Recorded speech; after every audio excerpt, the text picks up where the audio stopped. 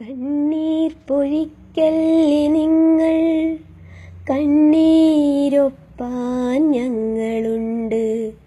ഈ ലോകത്തിലുണ്ടല്ലോ ഒരിടം നമുക്കാശ്രയമേകാനായി.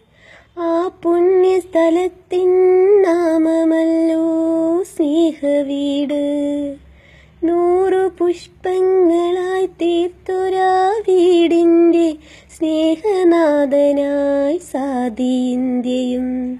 ഇവിടെയൊരു ജാതി, ഒരു മതം, ഒരു ദൈവം, മനുഷ്യന് ഒരുമിച്ചു കൈകോർത്തു ഒഴുകുന്നു നാം.